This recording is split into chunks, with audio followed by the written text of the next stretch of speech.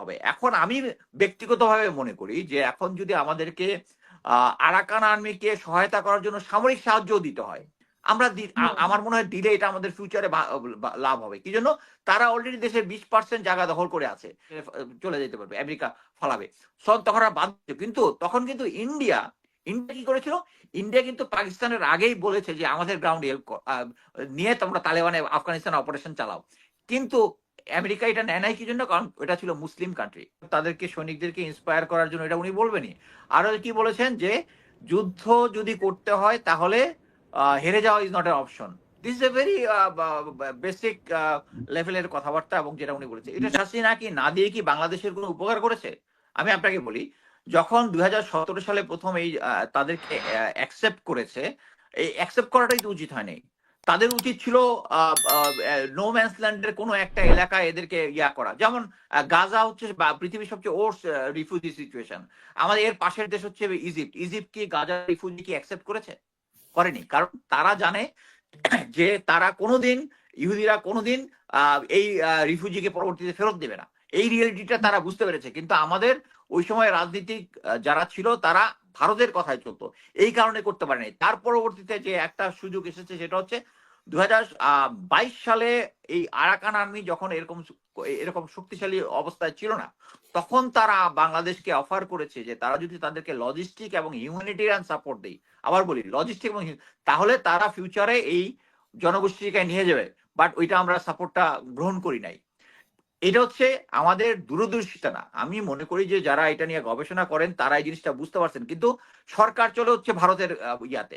ভারতের ইন্টারেস্ট কি? ভারতের ওখানে হচ্ছে কালাদান প্রজেক্ট আছে, এখানে কোনো কিছু এবং এই চুক্তিগুলো হচ্ছে সব জান্তা সরকারের সাথে।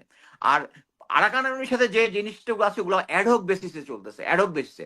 তাদের এই কালাদান প্রজেক্ট এখনো 70%, এখনো 30% কাজ বিভিন্ন অংশে বাকি আছে। কিন্তু এই জিনিসগুলা, আচ্ছা এরপরে আসি হচ্ছে আরো একটা সুযোগ আমাদের ছিল।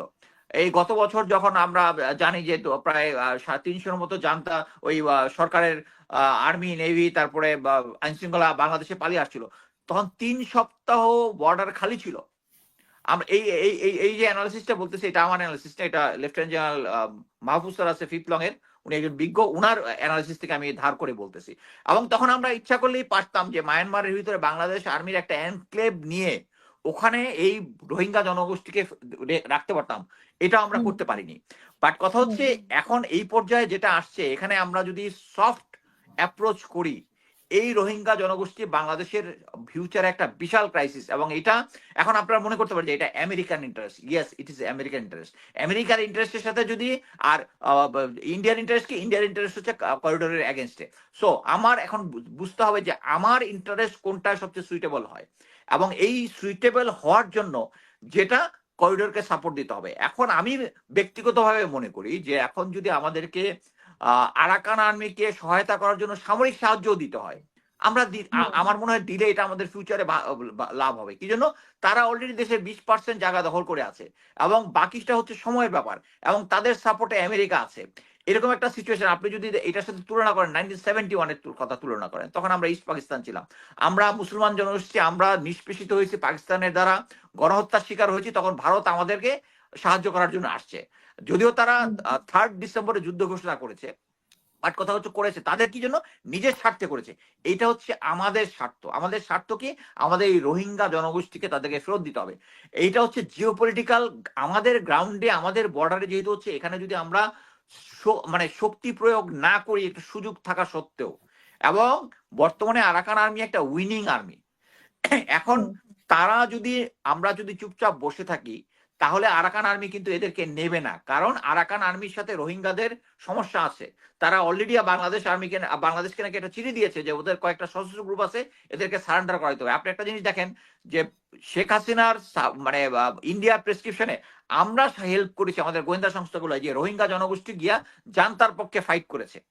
সো এইরকম একটা সিচুয়েশনে আমাদেরকে অ্যাডভান্টেজ নেওয়ার জন্য আমাদের ট্রুপস কমিট করতে হবে। এটা বুঝতে হবে যে ইন্ডিয়া 71-এ একটা সিচুয়েশন দেখে ট্রুপস কমিট করেছিল। আপনি একটা জিনিস দেখেন, যখন আমেরিকা তালেবানদের এগেনস্টে যুদ্ধ করার জন্য কনফার্ম হয়, তখন তারা পাকিস্তানের গ্রাউন্ড ইউজ করতে চায়।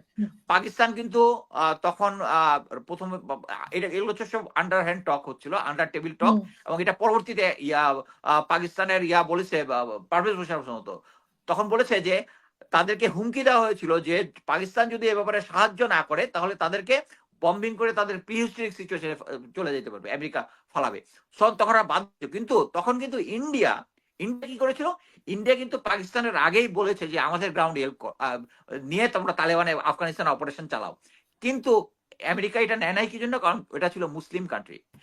সেম সিচুয়েশনে আমি মনে করি যে হ্যাঁ, পরবর্তীতে পাকিস্তানের সিচুয়েশন অনেক খারাপ হয়েছে এই সমস্ত যে ডিল করার জন্য, বাট কথা হচ্ছে এখানে বাংলাদেশ আর্মি এখানে কমিট করতে পারে। অনেকে আবার এটা বলবেন যে জান্তা সরকার, তো তাহলে যুদ্ধ ঘোষণা হয়ে গেল, যুদ্ধ ঘোষণা হয়ে গেলে তারা আমাদেরকে বম্বিং করতে, অবশ্যই বম্বিং করতে পারে, বাট কথা হচ্ছে এটা বুঝতে হবে যে একটা দেশ যখন 20% কন্ট্রোল করতেছে, তাদের লাস্ট রিসোর্ট গুলো লাগবে তাদের ফাইনাল ডিফেন্সের জন্য। আরেকটা জিনিস হচ্ছে, আমরা যদি আসলেই করিডোর দিতে চাই তাহলে আমেরিকানদের সাথে আমাদের ডিলে আসতে হবে যে আমাদেরকে তোমাদেরকে চিটাগাং এবং হিল ট্রাক্সের এখানে তোমাকে এয়ার ডিফেন্স সিস্টেম, তাদের এয়ার ডিফেন্স সিস্টেম দিতে হবে, আমাদেরকে সাপোর্ট দিতে হবে, সাপোর্ট দিলে আমরা যাব। ইটস নট যে একটা যুদ্ধ অবশ্যই এক্সপেন্সিভ, বাট কথা হচ্ছে সিচুয়েশনাল। এই সিচুয়েশনে আমি মনে করি যে আমরা যদি গ্রাউন্ডে, আমি জাস্ট একটা কতগুলো সম্ভাবনার কথা বললাম, আমি একটা জিওপলিটিক্যাল অ্যাডভান্টেজের কথা বললাম, যে জিওপলিটিক্যাল অ্যাডভান্টেজ হতে পারে যে এই মুহূর্তে আমাদেরকে এই সৈনিক, এই রিফিউজিদেরকে ফেরত পাঠানোর জন্য শক্তি প্রয়োগ ছাড়া সম্ভব না। এখানে চায়নার সাথে আমাদের সম্পর্ক খারাপ হতে পারে, ইন্ডিয়ার সাথে খারাপ হতে পারে, কিন্তু একটা জিনিস বুঝতে হবে, চায়না কিন্তু এখনো করিডোর নিয়ে কোনো কথাবার্তা বলেনি, তারা তাদের ইন্টারেস্ট রাখবে, এখন পর্যন্ত বলেনি। বাট কথা হচ্ছে চায়না কে আমরা বলেছিলাম এই রিফিউজিকে ফেরত নেওয়ার জন্য, তারা কয়েকবার বলেছে রিফিউজি ফেরত দেবে, কিন্তু এখন পর্যন্ত নেয় নাই।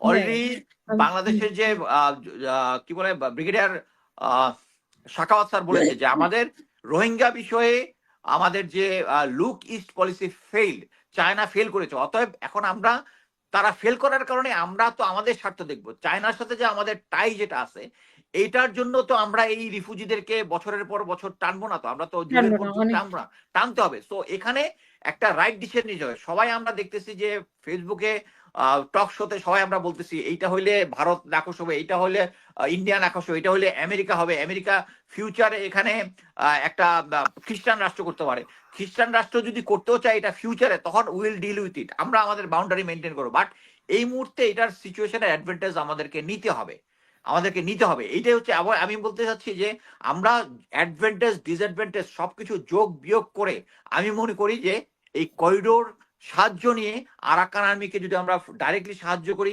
আমেরিকানদের সাথে যে লুপহোলস গুলো আছে যেগুলা কভার করে আমাদের ডিফেন্স, চিরাং এর ডিফেন্স ইনট্যাক্ট রেখে, আমি মনে করি যে আমাদের করিডোরটা দেওয়া। এখানে আমি একটু বলি, আপনি যেটা বলেছেন সেটা যদি হয়, তারা অলরেডি জান্তা সরকারের আমলে তারা কিছু পাঠিয়েছিল এবং আরাকানের সাথে যুদ্ধ হয়েছে। এখন যদি আমরা এই অ্যাপ্রোচে যাই যে আমরাই ওদেরকে প্রশিক্ষণ দিয়ে ভিতরে পাঠাবো, এটা কিন্তু একটা আরো ত্রিমুখী সম্পর্ক শুরু হবে। আরাকান আর্মি আমাদের দিকে খেপবে, রোহিঙ্গা ক্রাইসিসটা আছে, জান্তাও আছে, এখন তো অ্যাটলিস্ট আরাকান আর্মি আমাদের ইয়াতে আছে, তখন আরো কিন্তু ক্রাইসিস লেগে যাবে।